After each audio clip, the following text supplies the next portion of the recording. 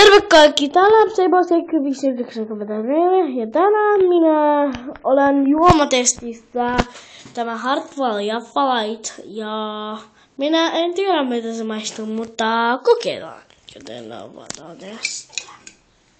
Come on, hetkinen.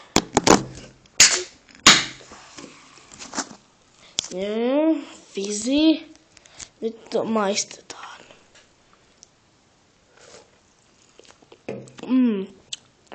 Tämä Hartwall Jaffa Light on aika hyvää. Ja vähän kivempi versio Hartwall Jaffasta. Vielä hyvä.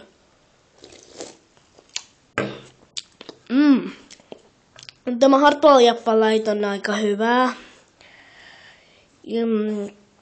Mutta voit jo vaikka kertoa makutestissä, minkä makuista tää on teidän mielestä ja semmoista. Mutta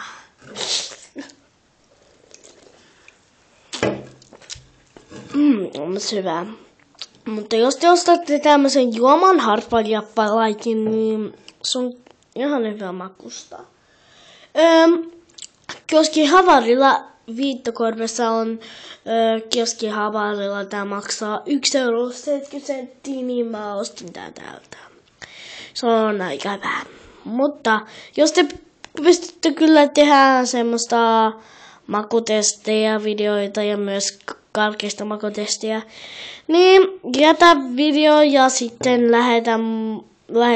laita kommentti, että minä tiedän miltä sun mielestä maistuu.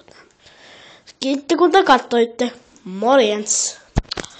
MC Boys 94 out.